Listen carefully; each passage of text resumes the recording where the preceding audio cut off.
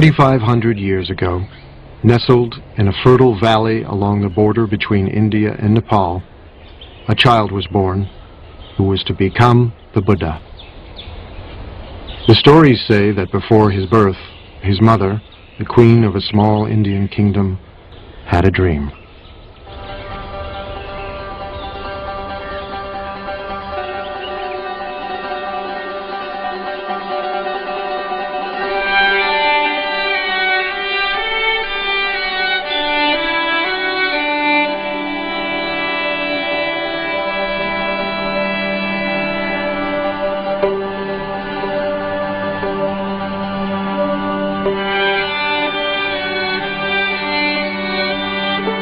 A beautiful white elephant offered the queen a lotus flower and then entered the side of her body.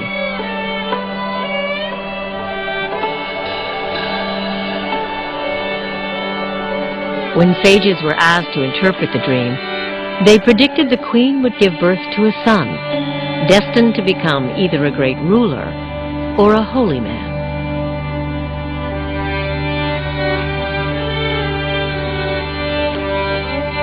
One day, they said, he would either conquer the world or become an enlightened being, the Buddha.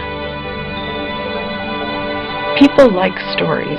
It is one of the ways we learn. The story of the Buddha's life is an archetypal journey, but it is a means to an end. It is not an end.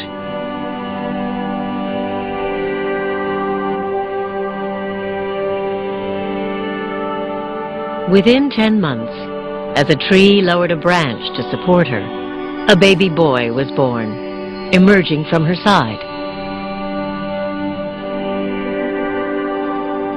7 days later, the queen died.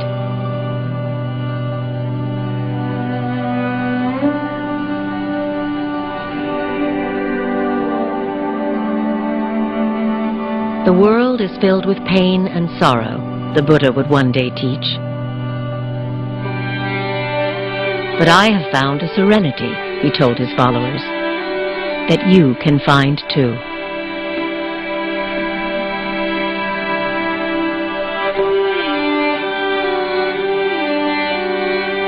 Everybody understands suffering.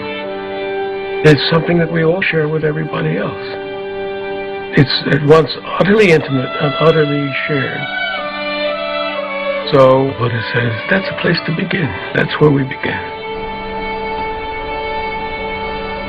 No matter what your circumstances, you will end up losing everything you love. You will end up aging. You will end up ill. And the problem is that we need to figure out how to make that all be all right. What he actually said was that life is blissful. There's joy everywhere, only we're closed off to it. His teachings were actually about opening up the joyful or blissful nature of reality. But the bliss and the joy is in the transitoriness. Do you see this glass? I love this glass. It holds the water admirably. When I tap it, it has a lovely ring. When the sun shines on it, it reflects the light beautifully. But when the wind blows and the glass falls off the shelf and breaks, or if my elbow hits it and it falls to the ground, I say, of course. But when I know that the glass is already broken, every minute with it is precious.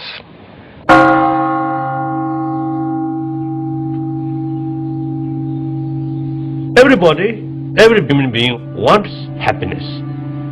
And Buddha, he acts like a teacher. You are your own master. Future, everything depends on your own shoulder. Buddha's responsibility is just to show the path. That's all. The Buddha can shine out from the eyes of anybody. Inside the buffeting of an ordinary human life, at any moment what the Buddha found, we can find.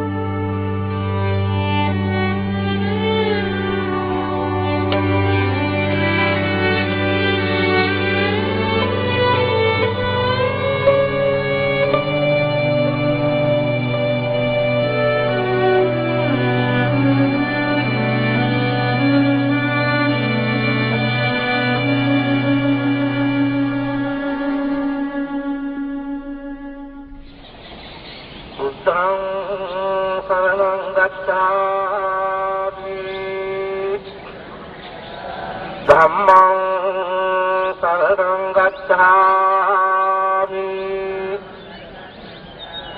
Sanghang saranang gacchāmi Buddhang bhagavantang abhivadehi Savakhato bhagavata dhammo dhammang namasami. In southern Nepal, at the foot of the Himalayas, is one of the world's holiest places, Lumbini, where, according to the sacred tales, the Buddha was born.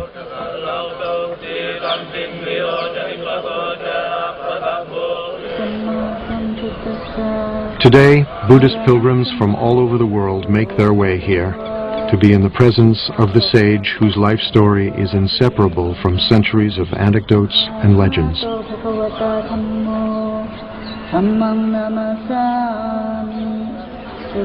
There are countless stories of the Buddha.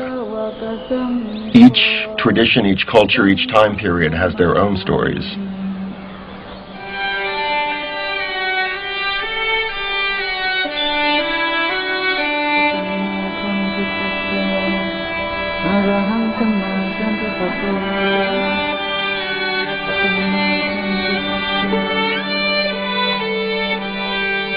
Buddhang bhagavantang abhivadehi.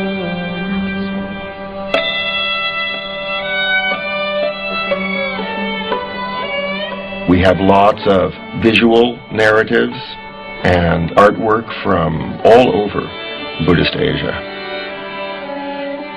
But the first written material, actually, the first biography, say, of the Buddha, really, we don't see that before about 500 years after his death. For the first few centuries, Buddhist narrative was oral.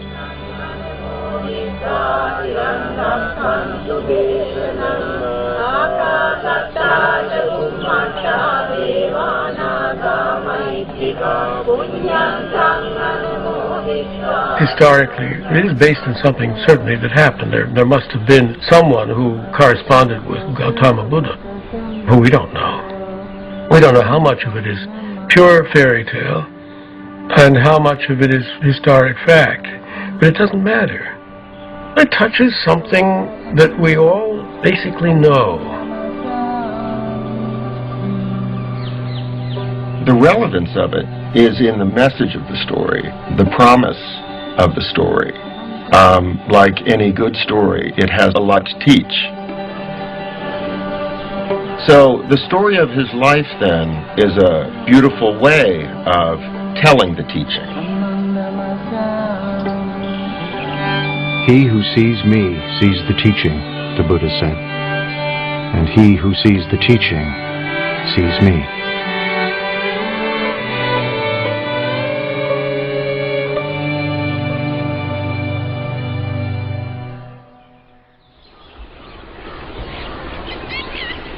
Born some 500 years before the birth of Jesus, the Buddha would grow to manhood in a town vanished long ago.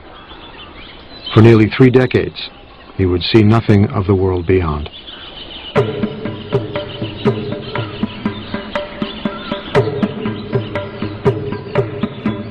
The tales say he was the son of a king, raised in a palace with every imaginable luxury. He was called Siddhartha Gautama, a prince among a clan of warriors. When I was a child, he said, I was delicately brought up, most delicately.